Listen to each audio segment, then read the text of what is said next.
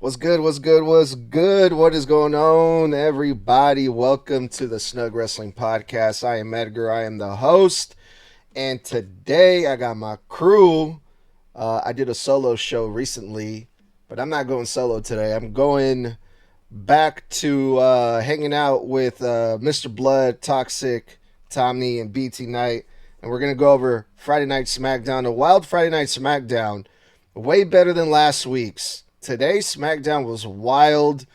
Today there's a lot to talk about, you guys. The last few shows we've covered the most important parts was just like two, maybe three things here and there, but no. On this Friday Night SmackDown, we found out what the favor was, most importantly, which opened up the show and ended the show. We also got the highly anticipated Rey Fenix debut that we're going to talk about. Charlotte Flair and Tiffany Stratton got into it, and it got out of hand. They went off script. It was very, very interesting. Some people liked it. Some people thought it was a total wreck, so I want to hear your thoughts on that as well. And we're also going to talk about B-Fab and Naomi. They had a match, but there's a specific reason why I want to talk about this. We got an update on the injury. There's you know what? I'm just going to spoil it. Kevin Owens, he's out of WrestleMania. We're going to talk about that and what happened with Randy Orton. Jacob Fatu is the number one contender for the United States champion. And we're going to cover all of this here on this episode of Snug Wrestling. What's up, fellas? How y'all doing today? Doing awesome. Yeet. Yeah, Yeet. Right on. doing great. Let's get started with the favor, shall we? The favor. What's the favor? What is this big favor that we've been waiting for since fucking... What was it, Tommy, when this thing even started? Was it the Chamber or was it War Games? It was not the Chamber, it was War Games and a little bit before that. Because what they were doing is they were leading up to it, and then the whole favor thing was the only way to get Punk to help out Roman during War Games. So we talked about... Thank you, Tommy. So we talked about this numerous times, and we were trying to wrap our heads around it. And as we were getting closer to the time to figure out what the favor was, it kind of just hit me last minute. It's going to be CM Punk is going to ask Paul Heyman to be in his corner instead of Roman Reigns. And that's basically what the favor is, you guys. How do you guys feel about, now that we know what the big favor is? They built this up all this time, and we were waiting, and we were speculating, we were guessing. Now that we know what the favor is, Blood, do the honors like usual. What are your thoughts on the favor? Was it worth the wait? And how is this going to go into play at WrestleMania, you think? So I actually figured out the favor about 3 days ago, randomly.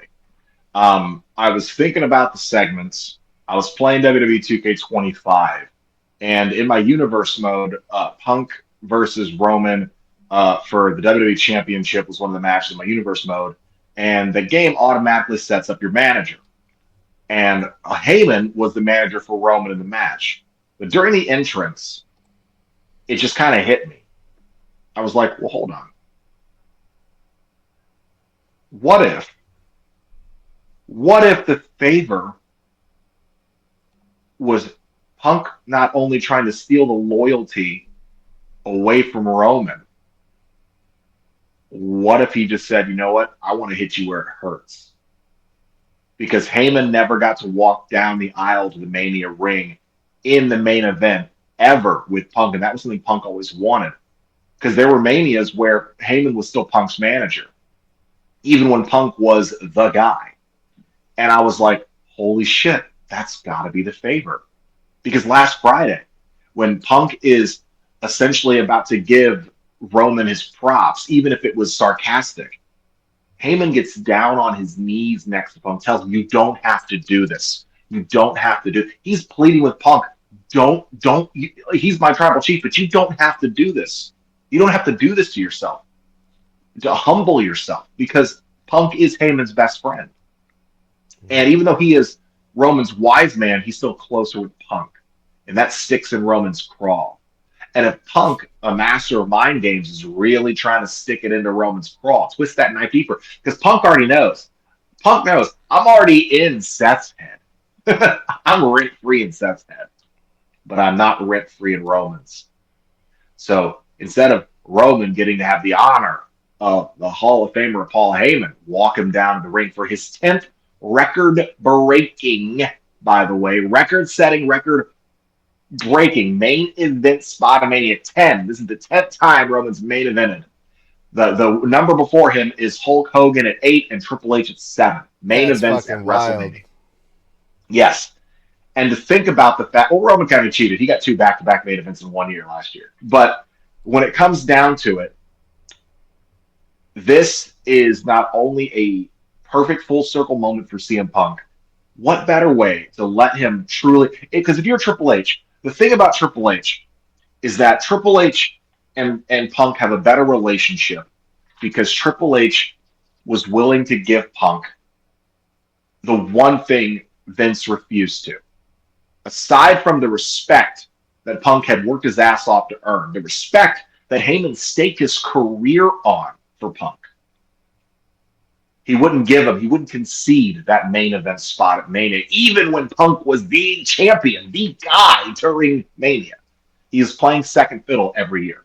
Mm-hmm. And to give him that main event spot, that's one thing. That shows that you truly are trying to make sure that Punk knows he belongs here, he's welcome, he's wanted here. You're also saying, well, let's go a step further. Mm-hmm.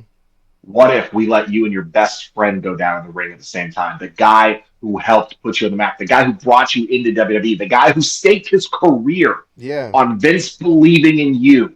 They told him to that guy walk down in the ring with you. They told him to fire him, and Paul was like, and Heyman refused. And Heyman flat out refused. We've heard the story 1,000 times. Heyman legitimately staked his entire career on Punk being a success in the WWE. That is a true story. Mm-hmm. He even mentioned his Hall of Fame speech. Mm-hmm. What a full circle moment. Mm-hmm. This is awesome. It's awesome. If you are a Punk fan, if you are a diehard, unforgiving, will never apologize for it, CM Punk fan, like me and you specifically, Snug, we've been following Punk's career. I've been following his career since ROH. His early days, ROH. Okay? I've seen his old backyard wrestling footage before he made it to WWE when it hit YouTube. Mm-hmm. Okay?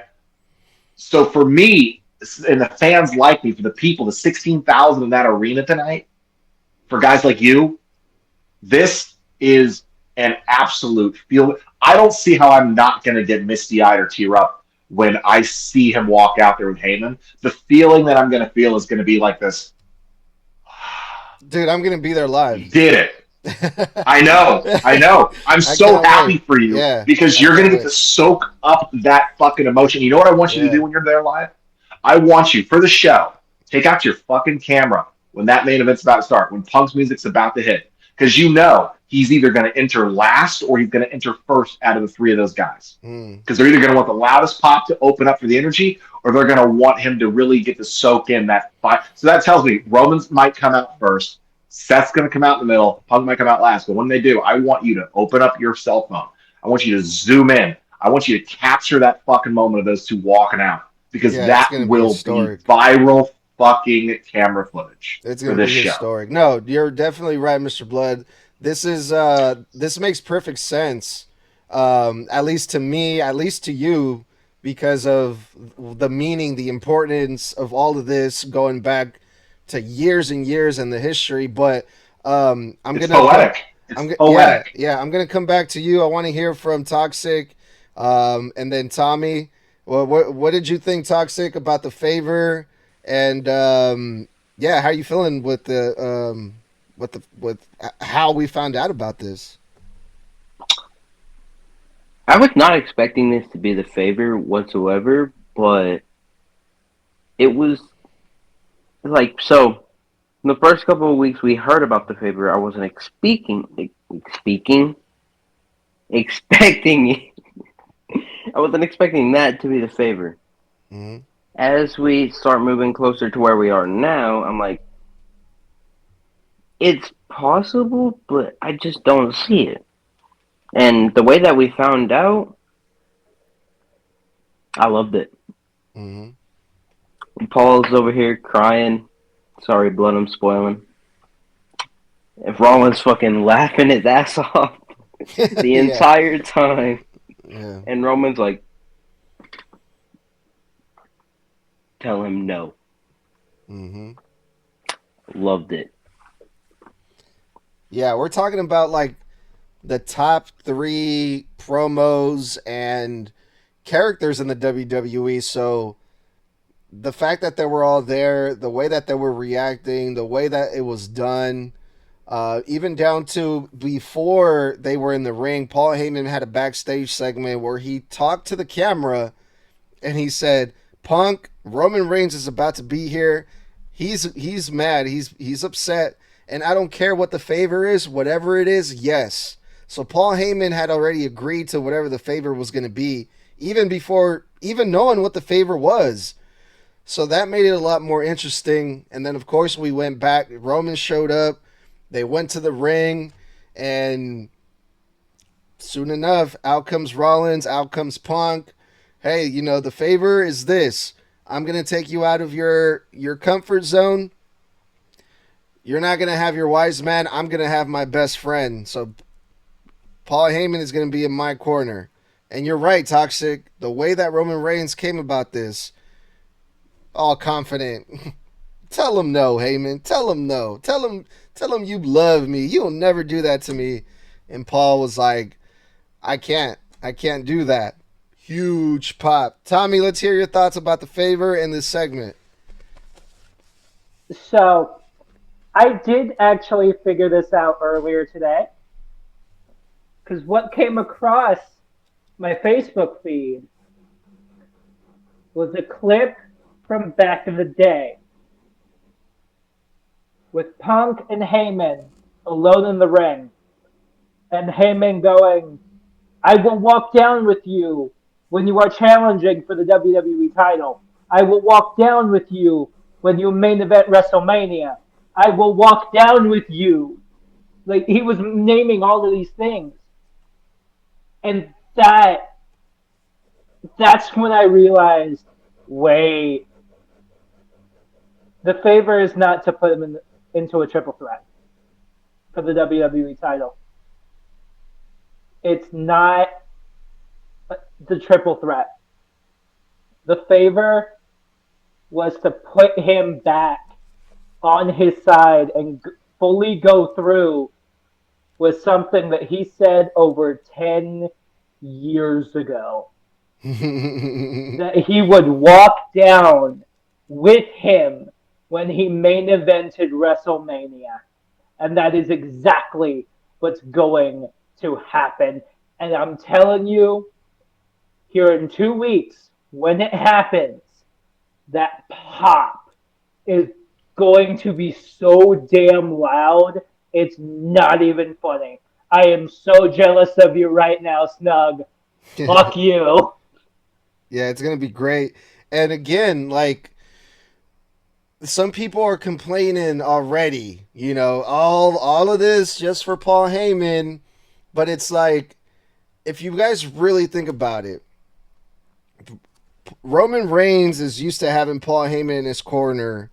A lot of managers really do make a huge impact in these matches. And, now that Paul Heyman is going to be in CM Punk's corner, this does change a lot, like in story mode, the dynamic of the match for Roman Reigns. Roman Reigns is not going to have his wise man. He's not going to have his support there that he's used to having in the corner. Now CM Punk has the advantage. And it's just, man. It's like I said. CM Punk is already living rent free in Rollins' head. Mm-hmm. This was the one way he could get rent free into Roman's. Yeah, exactly. You're absolutely right, Blood. BT, let's hear your thoughts on all this. All right, I've been very excited to talk about this segment. This was amazing. From Roman pulling up in the driveway and just ignoring Paul Heyman because he wants to get down to business. He's not even playing with the crowd, and Roman's leaning into more of his tweener vibes. Mm-hmm. So he's not fully the babyface anymore. He's more of the tweener, which is something that I really like that Roman is tapping into in particular. He's like, wise man. Yes, my tribal chief. Is he here? Yes, my tribal chief. Is he still talking about the favor? Yes, my tribal chief. Oh my god. And this is the problem with Chicago. This is Chicago getting a bit of that heel heat, and I just loved every single second of it. And then he was like, Punk, let's see what the favor is. And immediately I'm like, Seth's got to come out. Seth has got to come out. And then all I heard was, burn it down. And I'm like, oh shit. And this motherfucker Seth came out wearing the... How do I describe this? He was wearing the robbery jacket that Michael DeSanta from GTA 5 wears in that one fucking GTA 5 mission when you have to rob the goddamn trucks with all of the big gold and all of the millions of dollars in there in one of the missions. How do you guys remember all this shit? Bro, like, I was laughing my ass off, so I know the memes are going to go crazy with that. But anyway, then Seth comes out antagonizing Roman, and then Roman pulling his shots back, and then Punk walks out, and he says, I'm going to hit you in the heart, Roman. I'm going to make your wise man my friend. Best friend, yeah. Yeah, my best friend. Yeah. And Roman, just like y'all said, his egotistical side, he was all confident. He was like, I saved this man. He wouldn't be relevant without me, just like your bitch ass. Mm-hmm. So, wise man, tell him no. And you could see the emotion in Paul's face when he was like, I don't know if I can. I don't know if I can. Wise man, don't make me bitch slap you in the face, man. Don't make me bitch slap you in the face. Tell him no. But I saved him years ago. I saved it. I was there for him. Wise man, I'll give you one more shot, and you better not screw it up. Tell him no. And it was at that particular moment, the acting was just phenomenal. Paul Heyman has always been one of the best actors when it comes to general managers in particular. He has been phenomenal when it comes to promos, his acting, selling it. Like, look at the work that he did with Solo when he looked like he hadn't gotten sleep in ages. Either that or he was wiping his eyes with a fucking poisonous leaf or some shit. But anyway, you could see the tears actually coming. Sorry to interrupt you because I wanted to confirm you. He did say in an interview later that he actually stayed up for 2 entire days straight to sell the exhaustion for that promo. That's commitment. He did say that. That is fucking commitment right there. But yeah, that just shows you right there the dedication that this man gives to promos and to the business in general. He's just an amazing guy. But you can see the emotions coming out, and he's like, I can't do it, Roman. I can't. And you could see Roman looking at him like, ain't no way you just said that. And he was pushing Heyman to the corner as Heyman was just pleading and begging for Roman to not punch him in the fucking throat. And then Punk with the cheap shot. And then the rest is history. But yeah. I absolutely enjoyed this segment. It was fucking awesome. It also, like, it made me feel really bad for Paul Heyman because think about it. Think about what situation Paul Heyman is in right now. he has to choose between the guy that he's been protecting, he's been advising, the guy that brought him in, the guy that saved him, Roman Reigns. He's got to pick between Roman, or he's got to pick, his longtime friend who has all this history with, who has made all these promises to, who has put his career on the line for. And it's like, I felt bad for him, especially with the tears. Like, Paul Heyman was crying, like, on spot. It was amazing. But Blood, I know you have something to add before we move on. Is there anything else you want to add about this this segment here? Yes.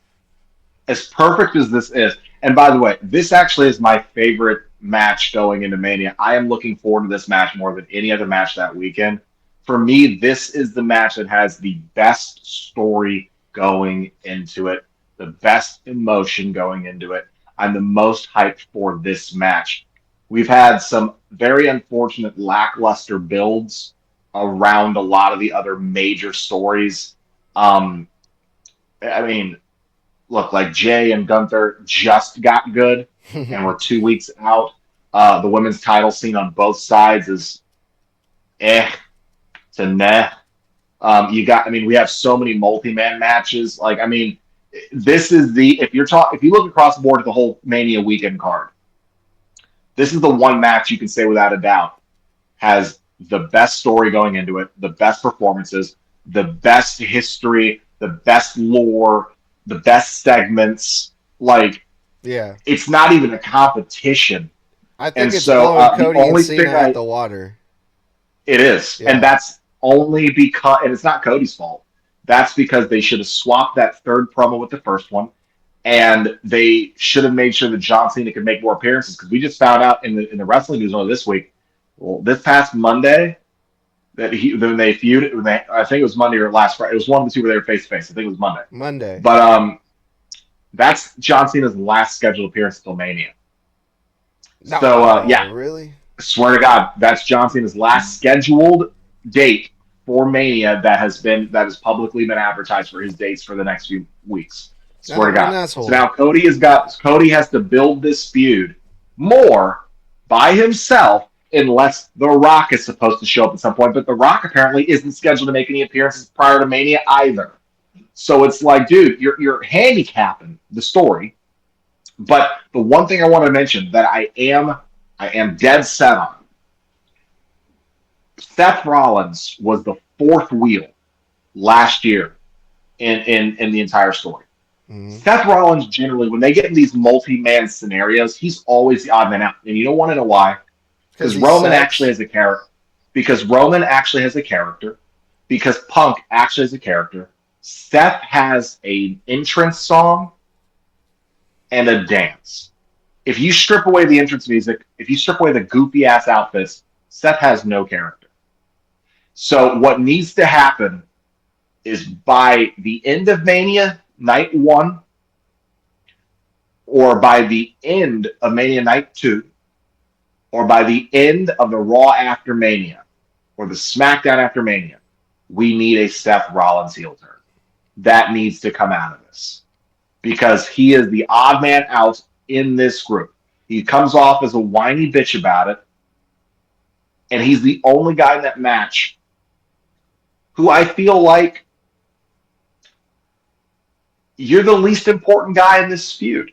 Yeah, that's what he feels like. I just want to say real quick, when Roman was calling out CM Punk, Seth Rollins came out and it was just like, ugh. The fans were singing his song like always, but then him and Roman started bickering at each other about trust and how Seth Rollins isn't loyal and, their history, and it's just like, yeah, hurry up, go on with it. Let's get CM Punk out. I enjoy Seth in the ring, but this one's gonna sting when y'all hear this one. Seth is the Io Sky of this feud. Yeah. That doesn't sting. It's true. He's the best wrestler out of the three of them, just like Io, and he's the least important person in this triple threat.